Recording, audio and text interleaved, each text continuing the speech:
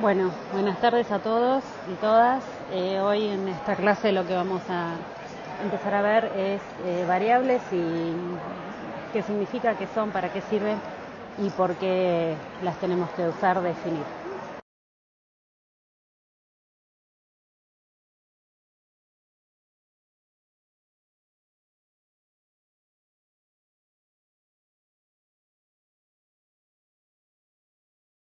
Entonces, bueno, en esta clase el objetivo es que podamos ver todo lo que es variables, cómo las definimos, algunos ejemplos, cómo se clasifican, qué importante es la clasificación de las variables, cómo operacionalizamos, qué significa eso y cómo se hace, y luego cómo la importancia de la clasificación de variables para resumir, presentar datos, y además vamos a hablar de dos conceptos que son incidencia y prevalencia.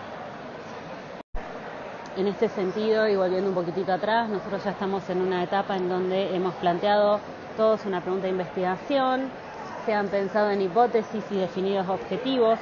Una vez que uno tiene la pregunta planteada, los objetivos planteados y claros, el siguiente paso es definir cuál es el mejor diseño de investigación que me va a permitir responder a mis objetivos. Eso lo vamos a ver en el segundo cuatrimestre.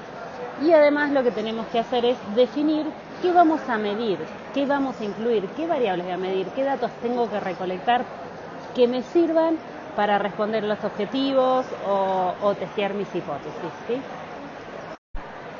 En este sentido, entonces, la primera pregunta es qué es una variable, ¿no? Y esto es un concepto muy teórico, es una característica observable que varía entre los diferentes individuos o sujetos de estudio de una población, ¿sí? Es toda parte o porción de la realidad que yo pueda medir. Vamos a intentar llevar esto de esta teoría a la práctica a ver si se comprende un poco mejor.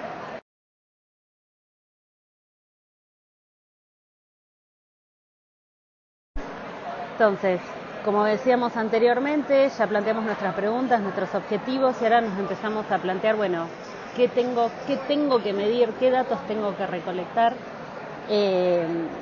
para poder responder a mi objetivo. Y entonces tengo que definir justamente esto, ¿qué quiero medir? Tengo que definir qué variables quiero incluir y tengo que definir operacionalmente, que después vamos a ver, esa variable, ¿sí? Además de definir qué voy a medir, tengo que definir cómo las voy a medir. Y eso es cómo voy a recolectar mis datos, ¿no? ¿Qué voy a plantear para medir esa variable que yo quiero medir? Y eso está muy relacionado con cómo las clasifico a las variables. Y una vez que tengo esto, voy a definir, bueno, ya partes más operativas de cómo voy a recolectar esos datos que ya definí. Luego, cómo voy a resumir y cómo voy a presentar los datos, y eso está totalmente relacionado a cómo yo los clasifiqué. Y un concepto muy importante es que como investigadores no es que armamos, presentamos datos, resultados y listo, sino que nosotros tenemos que interpretar, discutir y de ser posible generar recomendaciones en base a nuestros resultados, ¿sí? Entonces, es importante entender que un dato es el valor que adopta cada una de estas variables que nosotros vamos a incluir y el dato que recolectamos para nuestra investigación claramente va a depender de las variables que elijamos. Por eso es tan importante que sepamos qué es esto y que lo discutamos y los pensemos cada vez que intentamos hacer, por un lado, un estudio de investigación, pero también es muy importante que nosotros tengamos estos conceptos como lectores de trabajos científicos que van a ser ustedes de acá en adelante, el resto de su vida de estudiantes y profesionales, tienen que saber cómo, dónde ir a buscar las variables que se incluyeron para interpretar de manera crítica el trabajo.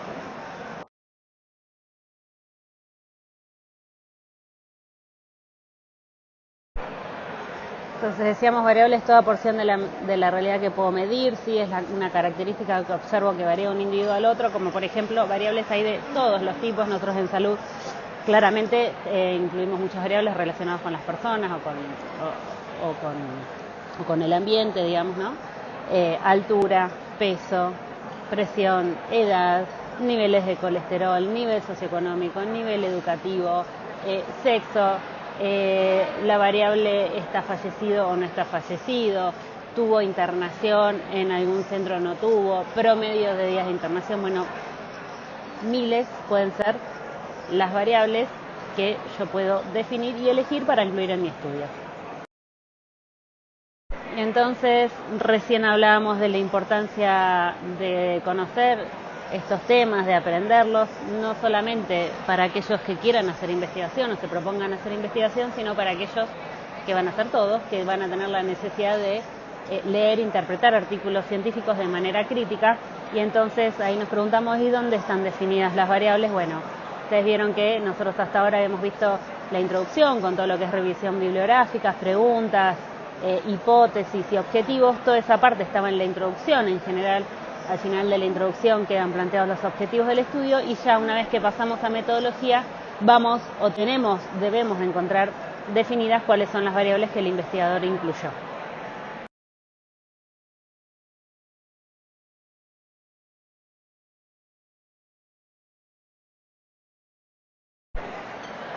Y una gran pregunta es esto que decíamos, nosotros tenemos que elegir qué variables voy a medir. Bueno, ¿cómo elijo qué variables voy a medir? Esa es una gran pregunta, porque es importante que estén incluidas en mi estudio todas las variables que sean necesarias, pero las mínimas que sean posibles. No está bien o no es de buena práctica incluir variables por las dudas. Por las dudas, ya que estoy, voy a incluir esta variable, por las dudas meto esta otra, aunque no esté segura ni sé para qué me sirva en mi estudio. Eso es algo que está conceptualmente erróneo, digamos, ¿no? Entonces, ¿qué variables voy a incluir? Bueno, las variables incluidas en la pregunta de investigación, claramente. Si yo me pregunto cuál es la prevalencia de diabetes en personas de Mar del Plata, la variable presencia o no de diabetes es una variable que voy a tener que incluir claramente en mi investigación. Las variables necesarias para responder una pregunta o para testear hipótesis. Si yo me planteo que sí, fumar es un factor de riesgo para tener cáncer de pulmón, bueno, tener o no tener cáncer de pulmón es una variable que voy a tener que recolectar. El hábito tabáquico, fuma o no, es otra de las variables que voy a tener que recolectar e incluir en mi investigación. Variables confundidoras, que es digamos, un término y una temática que no vamos a abordar en estas clases porque es más complejo, pero las incluimos acá para que ustedes ya las vayan escuchando y sepan que existe algo que se llama variables confundidoras. Las variables que describen a nuestra población, claramente también, digamos, ¿no? Siempre el primer paso cuando uno muestra un trabajo de investigación es hacer una descripción de la población que estudiamos, lo cual nos permite entender muchísimo mejor e interpretar mejor los resultados.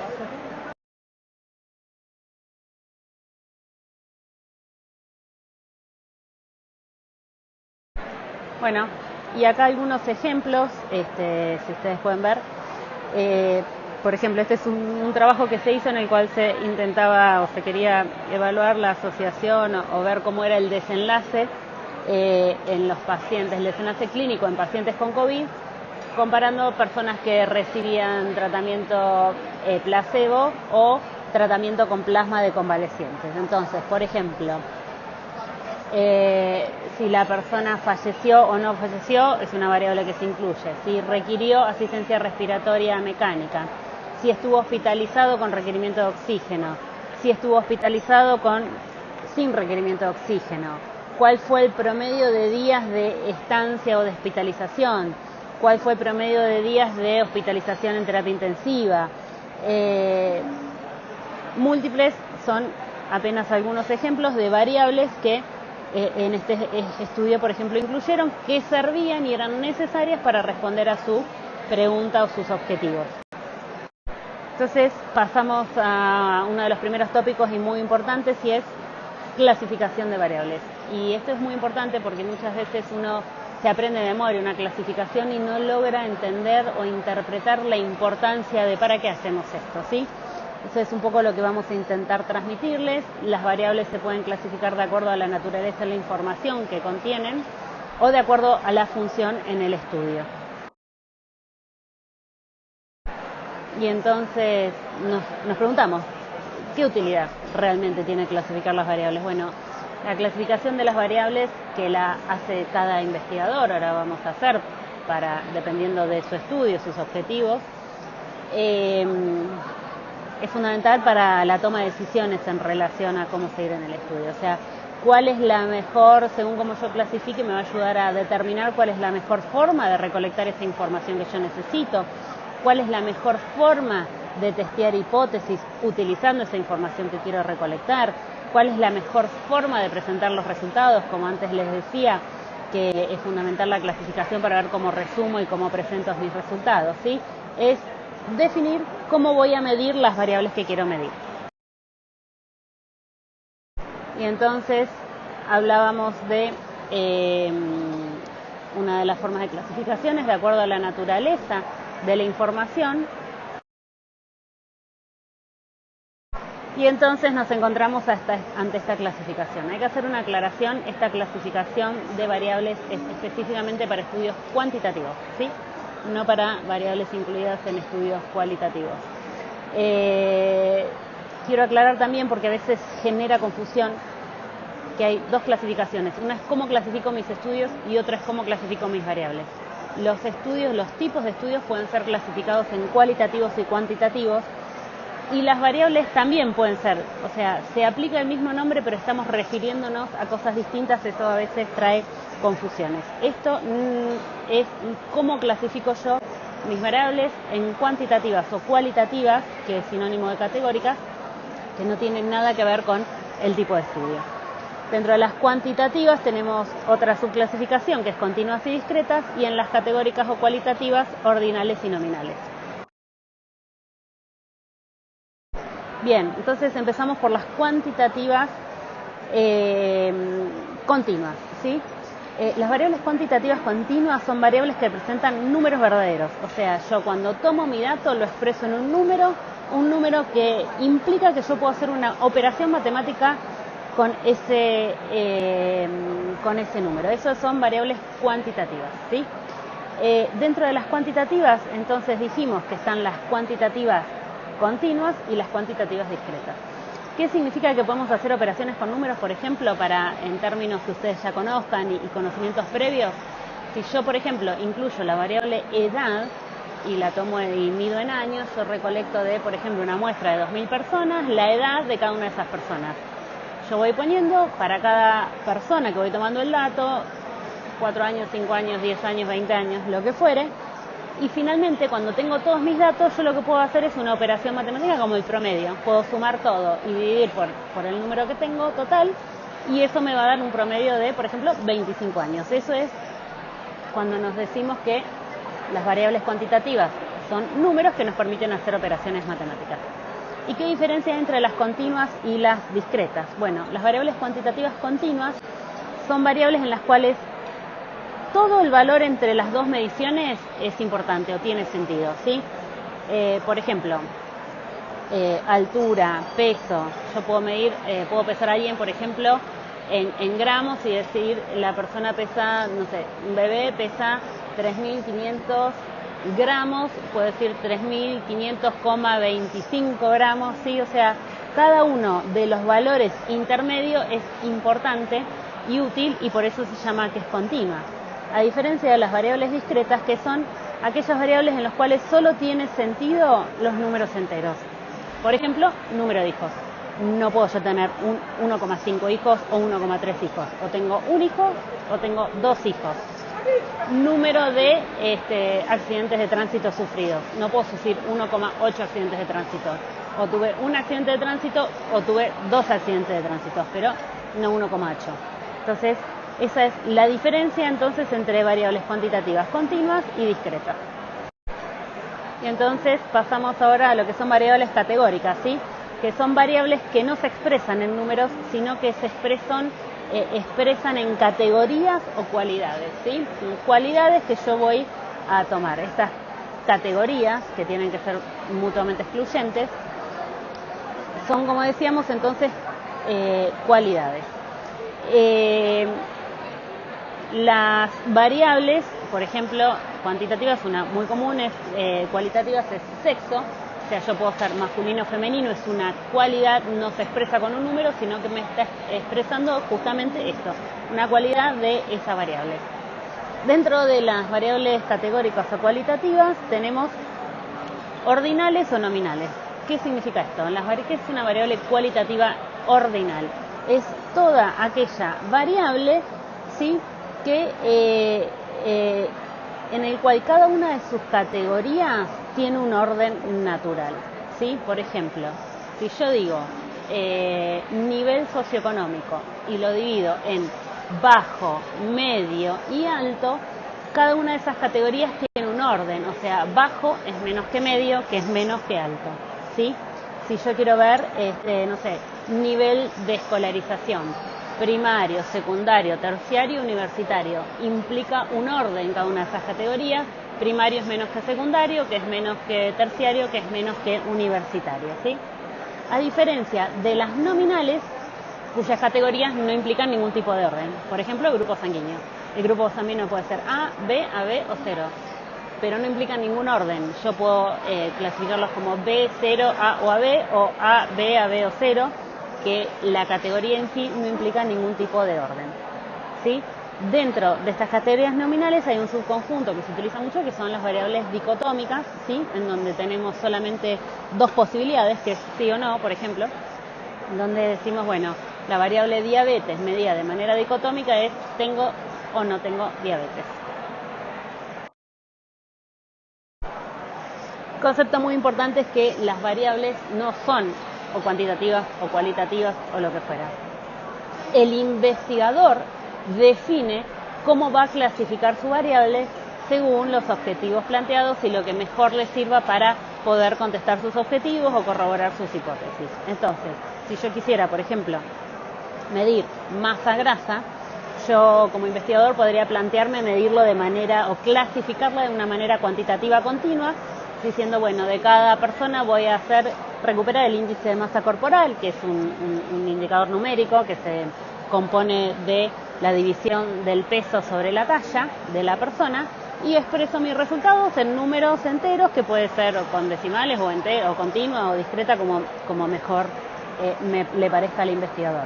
O puede decir, no, la verdad es que no la quiero hacer no me sirve a mí hacerlo de esta manera cuantitativa continua, la voy a clasificar de una forma cualitativa ordinal. O sea, voy a armar 4 categorías que van a ser bajo peso, normopeso, sobrepeso u obesidad, que claramente tengo que definir qué significa cada una de esas categorías. Una vez que definí cómo es cada una de esas categorías, cuando yo entrevisto a la persona me fijo en cuál de esas categorías corresponde y le pongo esta persona es normopeso, bajo peso, sobrepeso o obesidad.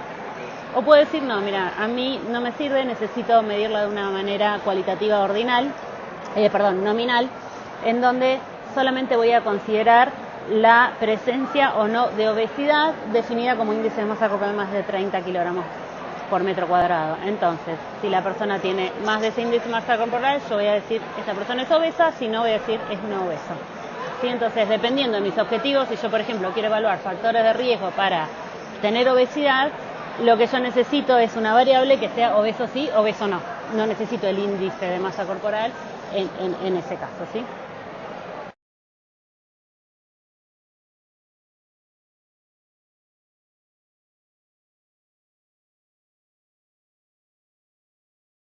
En este sentido, como ustedes se darán cuenta, las variables, cuando tenemos variables cuantitativas continuas, por ejemplo, es un nivel muy desagregado de información que nos permite, si yo quisiera después de eso, poder agrupar en categorías, ya sea ordinales o nominales, ¿sí? Entonces, tener más información, por un lado, nos permite que si necesito recategorizar poder hacerlo, pero por otro lado siempre se requieren más recursos, es más trabajoso, entonces siempre hay que poner en la balanza y pensar muy bien por qué y de qué manera voy a tomar cada una de mis variables, a clasificar cada una de mis variables.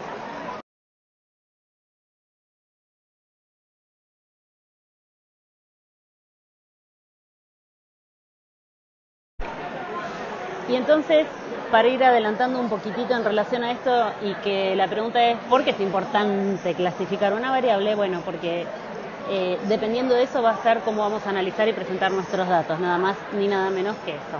Imagínense que ustedes, no sé, hacen una muestra, 2.000 personas, toman muchas variables de esas 2.000 personas, tienen una gran base de datos con 2.000 personas, con 10 o 20 variables tomadas acá de esas 2.000 personas, son un montón de información que si yo quiero presentar esos datos y muestro la base de datos entera, no hay manera que nadie pueda interpretar qué es lo que le pasa a esa población. Entonces, necesito sí o sí resumir todos esos datos.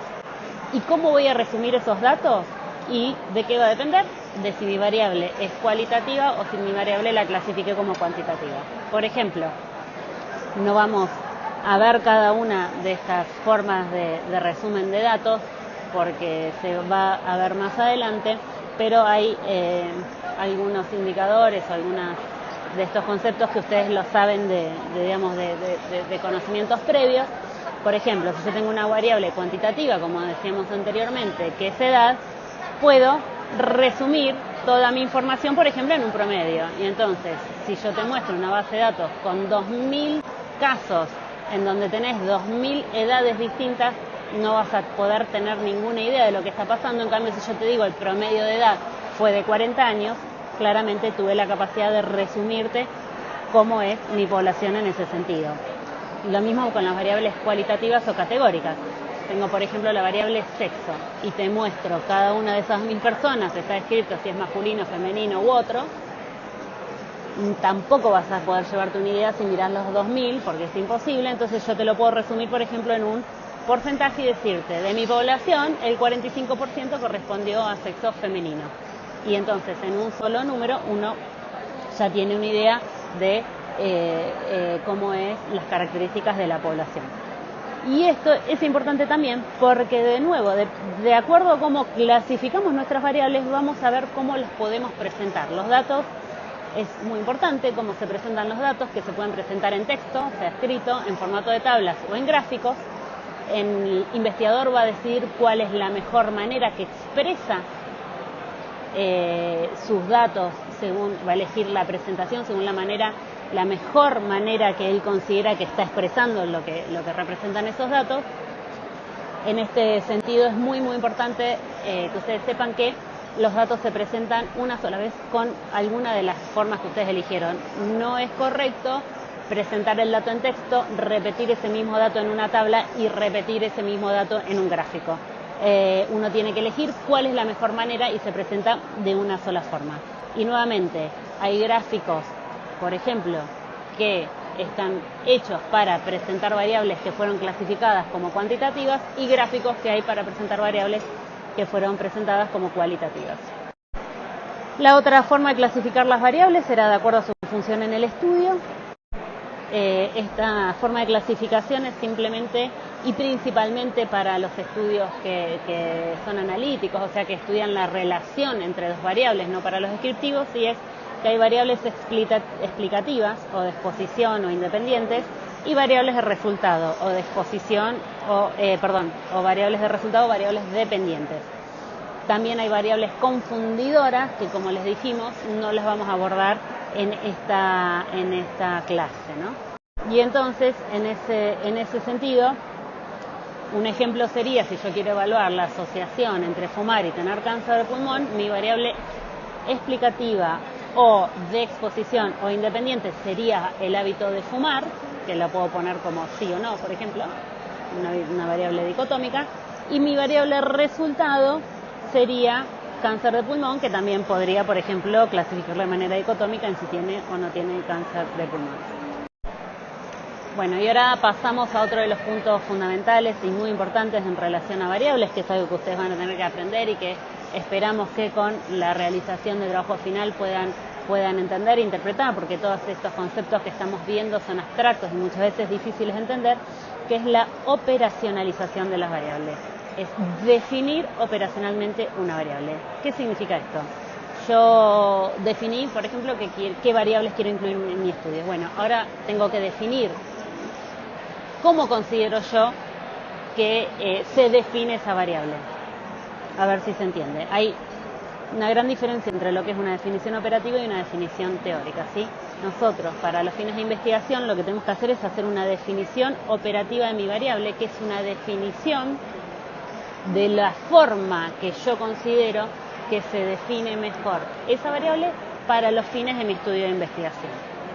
a diferencia de una definición teórica, que es la definición teórica del concepto que estoy viendo. Las definiciones teóricas en general no cambian, o cambian poco, por supuesto que pueden ir cambiando, pero las definiciones operativas sí pueden variar frecuentemente porque las define el investigador. Es la manera en que se observará y medirá cada variable del estudio y es totalmente práctico.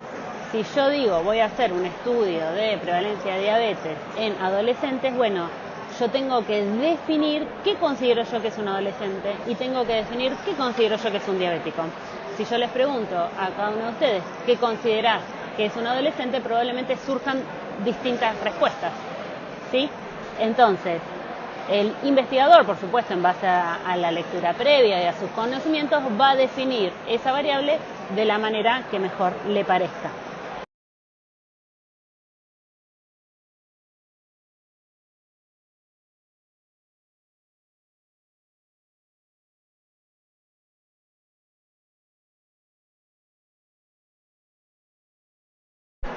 Es decir, por ejemplo, si yo quiero definir diabético, mi variable es diabetes porque necesito saber si la persona es diabética o no. Hay una definición teórica de la enfermedad, que es una enfermedad metabólica, crónica, caracterizada por niveles elevados de sangre de glucosa, que con el tiempo conduce a daños graves en corazón, vasos y en otros órganos, y que voy a definir que alguien es diabético cuando el nivel de glucosa en ayunas es de 126 miligramos por decilitro o superior en 2 exámenes diferentes. Esa es la forma clínica de definir un diabético y en la forma en que el médico definirá si su paciente tiene diabetes, requiere tratamiento o lo que fuera. Muy distinto a una definición operativa para mi estudio de investigación. Yo necesito definir qué considero yo que una persona es diabética a los fines de mi estudio de investigación. Podría, por ejemplo, decir, para mi estudio de investigación yo voy a definir como diabético, no a los que tienen glucosa más de 126, superior en 2 exámenes, sino a todas aquellas personas que se encuentren, por ejemplo, tomando medicación para dicha enfermedad en el momento de la encuesta. A esa persona yo la voy a considerar diabética. La voy a clasificar como cualitativa dicotómica en sí o no. ¿Es diabético o no es diabético? O podría decir, voy a considerar diabéticos a todas aquellas personas en cuya historia clínica el médico haya constatado que tienen la enfermedad. O voy a considerar diabético a todas aquellas personas que refieran tener la enfermedad. Lo que a mí me parezca y lo que haya definido como mejor para mi estudio en base a mis conocimientos y mi lectura previa.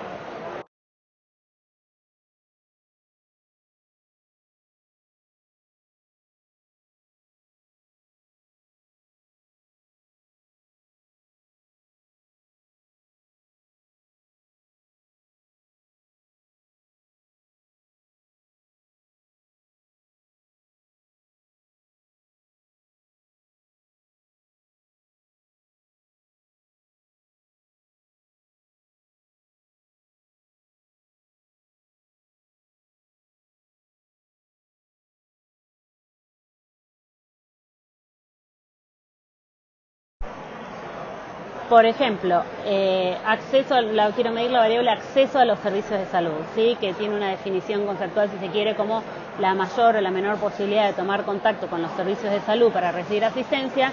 Yo podría decir que mi definición operacional, por ejemplo, es, voy a definir, no sé, accesibilidad geográfica al tiempo en minutos que tarda la persona en llegar al servicio de salud, ¿sí?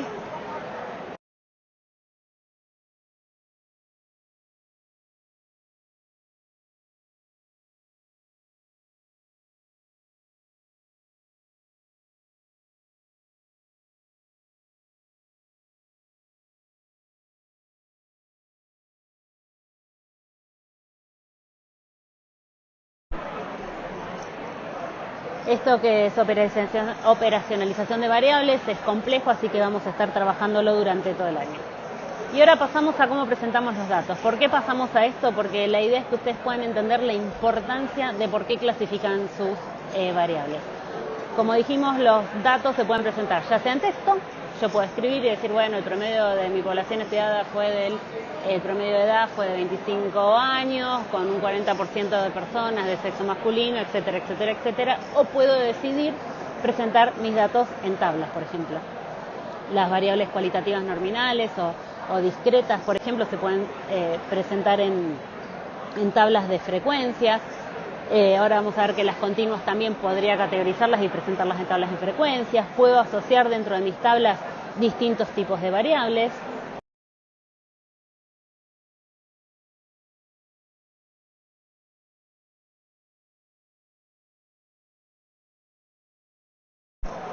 O puedo elegir presentar mis datos en gráficos. Recordemos que o lo presento en gráfico, o lo presento en tabla, o lo presento en texto. ¿Qué es importante de los gráficos? Que los gráficos tienen que ser sencillos de explicarse por mí mismo. Si alguien me muestra un gráfico y tiene que empezar a explicarme qué significa o qué dice, ese gráfico está mal hecho. En este sentido, es importante no intentar graficar todos los datos en un solo gráfico.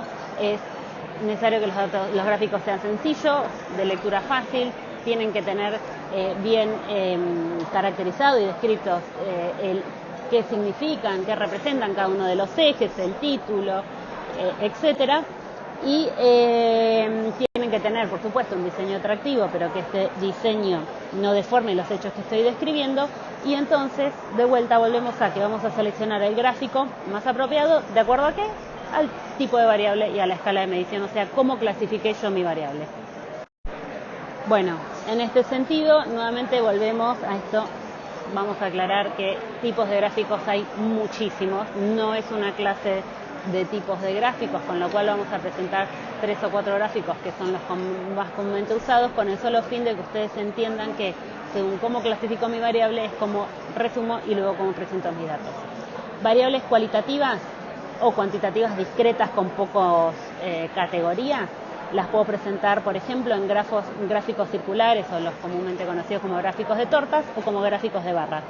Los circulares son justamente de la totalidad de la circunferencia, se divide en porcentajes o en números absolutos según cada una de las categorías, ¿sí? Y los gráficos de barra son gráficos en los cuales cada una de esas barras corresponde a una categoría, ¿sí? Y la altura de esa barra corresponde a la frecuencia de cada una de esas categorías. O sea, nosotros tenemos acá este ejemplo, por ejemplo, en una población en donde medimos el grupo sanguíneo, en donde vemos que 56 personas tienen grupo 0, 45 grupo B, 21 grupo A y 12 grupo AB.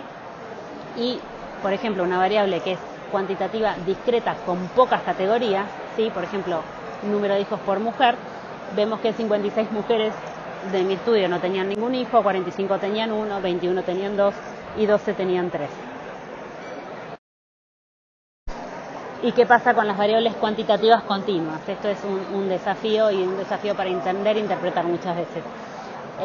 Las variables cuantitativas continuas las graficamos en histogramas. Así a simple vista, este primer gráfico que tienen a la derecha, que es naranja, pareciera que es un gráfico de barras, pero no es un gráfico de barras. Si ustedes se dan cuenta, cada una de las barras representadas ahí tienen están continuadas, no tienen espacio, y esto es así porque los histogramas son datos continuos. Para poder graficar esto, lo primero que tenemos que hacer con nuestra variable continuas es generar una tabla de frecuencias con categorías, ¿sí? Como está puesto ahí arriba. Entonces, por ejemplo, en esta variable continua edad, primero generé las distintas categorías. Si ustedes se dan cuenta en este ejemplo, cada una de esas categorías tiene el mismo rango de números. De 0 a 9 hay 10 años, de 10 a 19 hay 10 años, de 20 a 29 hay 10 años. Entonces, cada una de esas categorías que yo armé tiene el mismo rango, ¿sí? el mismo intervalo, ¿sí? Está formado por el mismo intervalo, y lo que hago es poner el número de personas en cada uno de esos intervalos, ¿sí? Para graficar, lo que hago es, en el eje de las abscisas están los intervalos de edades, y en el eje de las coordenadas está el número de personas en cada uno de los intervalos. Y una cosa muy importante que tienen que ver acá ustedes es que el ancho de cada uno de estos rectángulos es igual y proporcional al intervalo, ¿sí?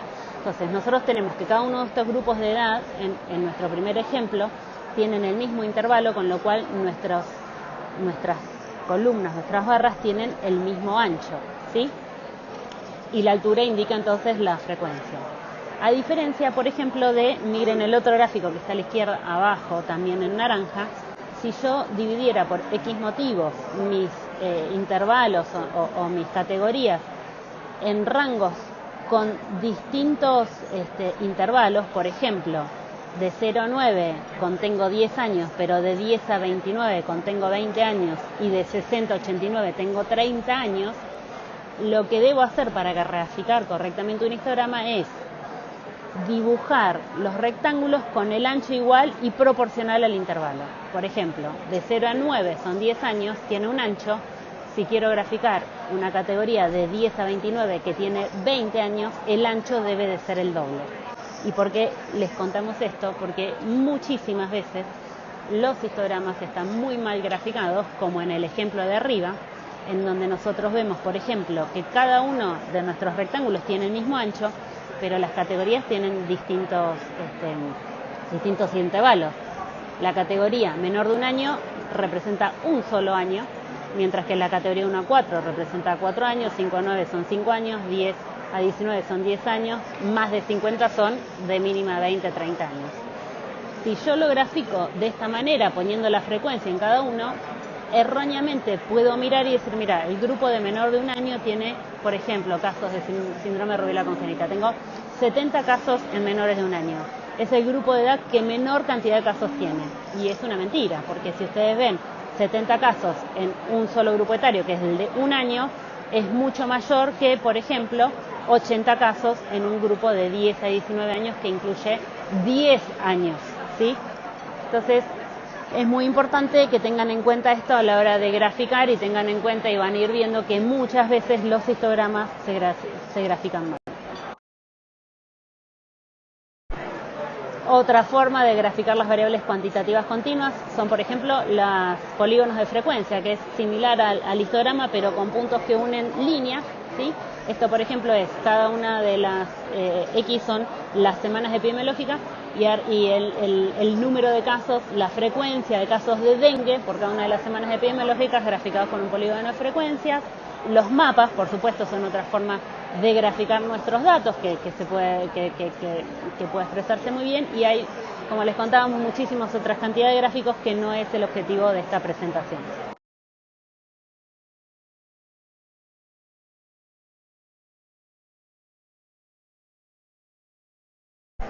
Tengan en cuenta también, por supuesto, que uno puede combinar distintas variables en gráficos. Esto, por ejemplo, distribución de personas según sexo, pero también según provincia, o en el gráfico de abajo, en donde vemos el número de casos de viruela símica según semana epidemiológica, y en cada uno de los colores de la barra puedo además agregar la variable si el caso es descartado, confirmado o sospechoso.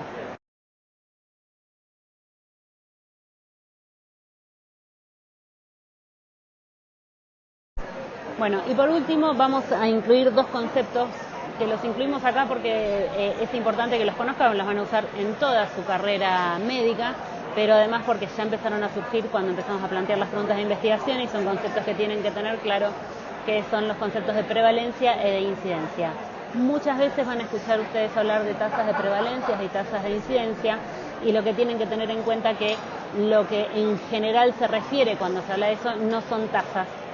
Existen las tasas de prevalencia, existen las tasas de incidencia, pero en general cuando se expresa el concepto de prevalencia e incidencia no nos estamos refiriendo a tasas.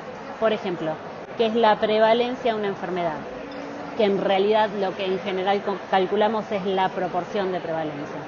La prevalencia es la medida del número total de casos existentes, ¿sí?, que los llamamos casos prevalentes, de una enfermedad. Nosotros, porque trabajamos con enfermedades, pero de cualquier evento, sería en un momento, en un tiempo, en un periodo de tiempo y en una población determinada, ¿sí?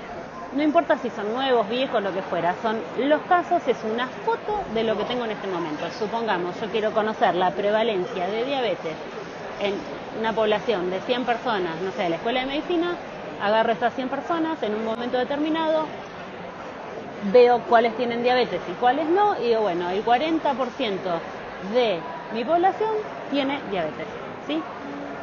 ¿Cómo se calcula? Justamente es esto, es el número de personas enfermadas que con la enfermedad X en un periodo dado sobre el total de personas en ese mismo periodo. Muchas veces es la población o, bueno, el grupo poblacional que definamos. Y en general lo multiplicamos por algún tipo de factor de ampliación para que sea más fácil de entender.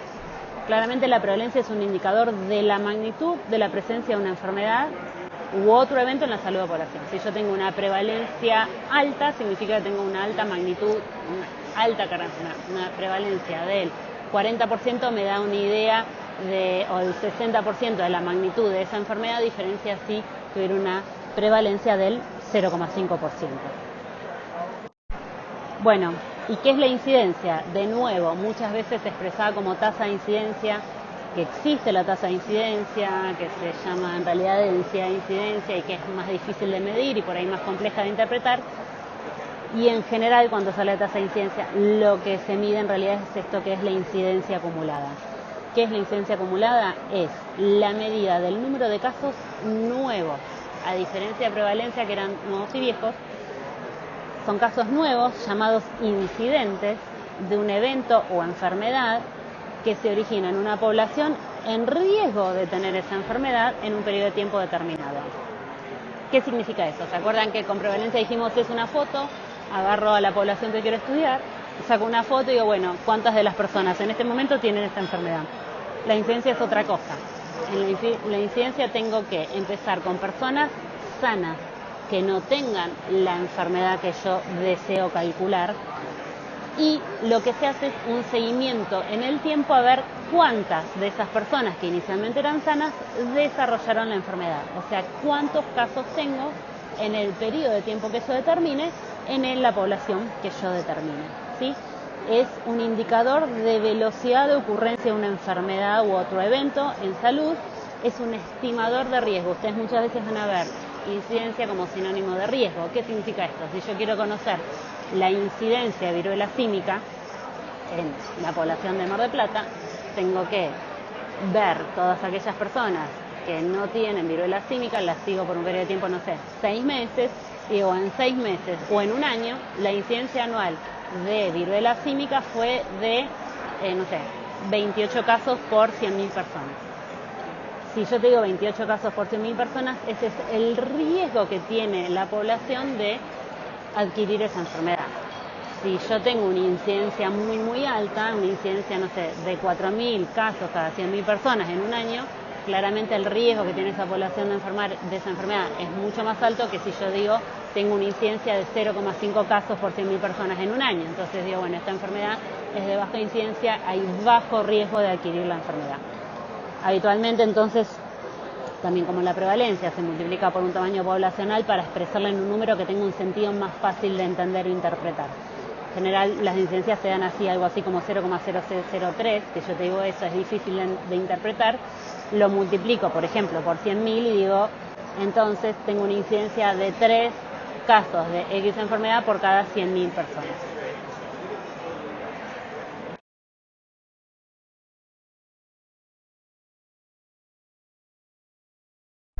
Bueno, esta es un poco la introducción a variables. Nosotros tenemos 2 clases que siguen trabajando en esto. Vamos a trabajar con artículos científicos y vamos a trabajar con ustedes definiendo también las variables que van a tener que presentar en su trabajo final.